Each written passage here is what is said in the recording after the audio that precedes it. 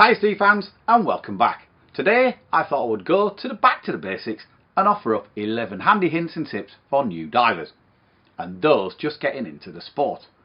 Now, if you're an experienced diver, these may seem second nature, but remember, we all started somewhere and you never know, there might be the odd one that resonates with you. For those here for the first time, my name's Mark. I'm the editor-in-chief of the Scuba Diver media brand and welcome to the Scuba Diver YouTube channel. Remember to hit that subscribe button and then you won't miss out on any of our future videos, and ring that bell so that you get notification of the latest releases. Don't forget you can check out below how you can get a free digital subscription to any of our magazines. That's Scuba Diver UK, Scuba Diver Australia and New Zealand and Scuba Diver Destinations, which is our US and Canada edition. And if you want to get your hands on a print version, we've got a special subscription deal for our YouTube followers. Now, let's dive into that video.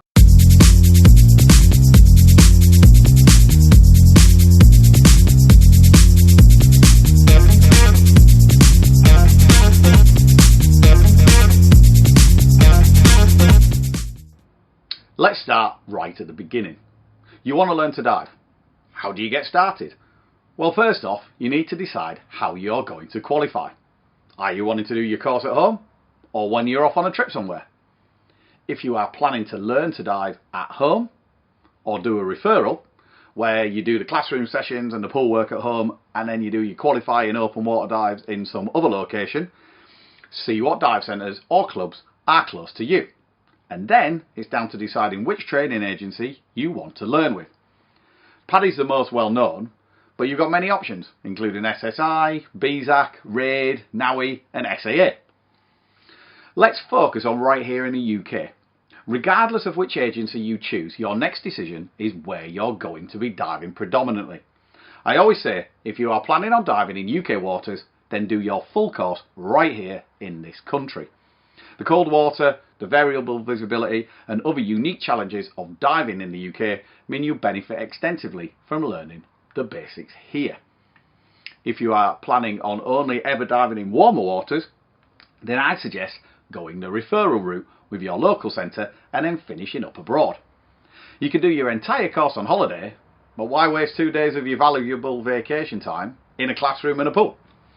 Get the referral completed before you go, and then once you get to your holiday destination, you'll be a qualified diver in a couple of days, meaning you can dive as a certified diver for the rest of your well-earned holiday time.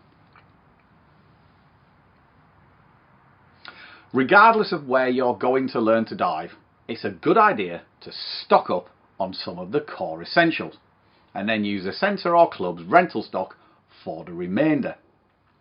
A well-fitting mask is one of the most important parts of a diver's gear arsenal, and you'll be a much more relaxed and calmer diver if you can see clearly and you're not having to contend with a mask that keeps flooding or allowing a steady trickle of water in. Check out our video on dive essentials to see what else is worth buying when you're starting out on your diving path. While we're on the subject of learning to dive, do yourself and the marine environment a huge favour and leave the underwater camera or video at home. Underwater digital still cameras and action video cameras have never been more affordable, but don't be tempted to try and record your first underwater exploits. I know we're living in Generation Selfie, but believe me, you will have your hands full just learning to master your buoyancy and all of the other diving techniques that you'll be learning without the added stress of a camera. Get to grips with your diving skills before you take a camera with you on a dive. Your dive buddies and the marine life will undoubtedly thank you. Buoyancy is one of the trickiest things to master when you're learning to dive, even if you don't have a camera with you. But there are things you can do to lessen the impact of your flailings while you get to grips with attaining neutral buoyancy. When you're swimming along, be aware of your surroundings, particularly where the bottom is below you, and steer well clear of it. Experienced divers may be gliding effortlessly along half a metre from the bottom, but if you give yourself 2 or 3 metres as a buffer, if you do have any buoyancy issues, you've got enough space to correct it before you impact the bottom, destroy the visibility, kill the coral and so on. As your skills advance, you can drop lower, but don't try to run before you can walk. With fins on, swimming. Never mind. It's not just beginners who need to watch their buoyancy. I've seen many more experienced divers kicking the living daylights out of the seabed. And this has usually been through either just not being aware of what their fins were doing, or not really giving a damn and continuing on regardless. Just this week, I finally got back in the water at my local inland dive site after an enforced hiatus due to COVID-19 restrictions here in the UK. And as you can imagine, the visibility was absolutely stupendous after having virtually no diving activity in it for months. It literally took a couple of hours for the viz to implode once the horde of divers arrived. Now don't get me wrong, you're always going to get some disturbance of the bottom when you have beginners in the water on their first dives. That's to be expected, but many of those we saw ploughing along destroying the viz were not new divers. They just seemed oblivious to the cloud of debris that was following in their wake as a result of their finning. Don't be one of them. There's nothing worse than being overweighted when you're diving. Your positioning in the water will be all wrong. Your BCD will be inflated to compensate for the additional weight that you're carrying when you don't need to, and your air consumption will therefore suffer as a result.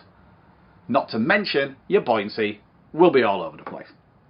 It's worth doing a proper weight check each time you go diving, at least for the first few trips, and any time you're using a new suit or a BCD.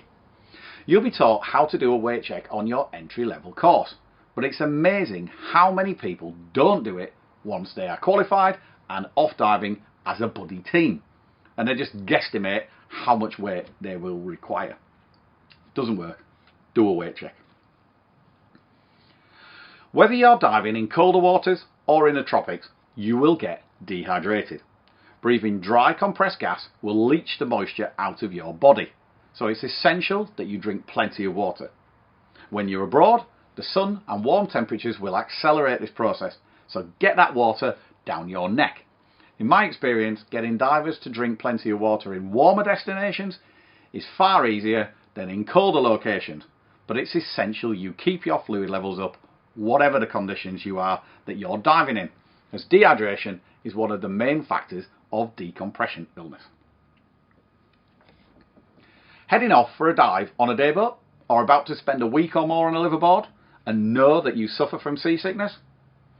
Ensure that whatever medication you are planning to take doesn't have any side effects that would exclude diving, and make sure you take it in good time. Chucking down a couple of pills as you step on board is not going to help now, is it? As well as making you feel downright miserable, seasickness can also contribute towards dehydration. So that's two good reasons to want to avoid it in the first place. When you are a new diver, you will undoubtedly use more gas than your instructor, and quite possibly some of your fellow divers. Each and every one of us has a different breathing rate, and it's up to you to monitor your own gas supply. Now, when you're on your course, your instructor will be checking in with you routinely, but it's a good habit to get into glancing at your SPG every couple of minutes right from the get-go, as this will stand you in good stead when you start diving in a buddy team. And don't be afraid to indicate when you reach half a tank, and then you reserve, even if no one else in the group has. Some people don't want to be the first to call a dive, but if you're running low on gas and you don't tell anyone, if you then do encounter a problem, what might have been a small issue could suddenly become a much larger and potentially dangerous one. Check out our previous video on not succumbing to peer pressure. Divers generally dive in a buddy pair, even if they are in a group. Make sure you stick close to your buddy. If one of you has an issue, you don't want to be several metres away from one another. But equally, you don't need to be shoulder to shoulder, unless the viz is really atrocious. Just try and remain within a couple of metres or so of one another, so that you can get to one another within a few thin strokes in the event that one of you has a problem. That's the whole reason you have a buddy. As your hoard of diving kit grows, so will the investment you've made in your gear, so it pays to look after it. Make sure you rinse and dry your equipment after you have been diving, particularly if you've been in salt water. This applies to all gear, from masks, snorkels and fins to BCDs, regulators and suits. Check out our series of videos offering tips on basic cleaning and routine maintenance on regulators, BCDs, dry suits and wetsuits. Last but not least, never ever hold your breath. This will be instilled into you on your entry-level training course, regardless of the training agency you choose. You risk overexpansion of your lungs if you hold your breath while ascending, as the gas in your system expands as you get shallower. So never holding your breath will be drilled into you throughout your beginner course.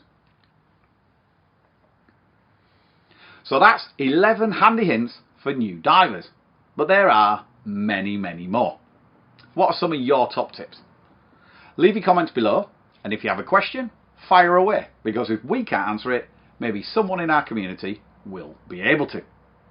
Now remember, if you enjoyed this video, be sure to subscribe to our YouTube channel and ring that notification bell, and then you won't miss out on any future videos. And don't forget, you can grab a free digital magazine subscription in the description below. As always, stay safe, and if you're going diving, enjoy.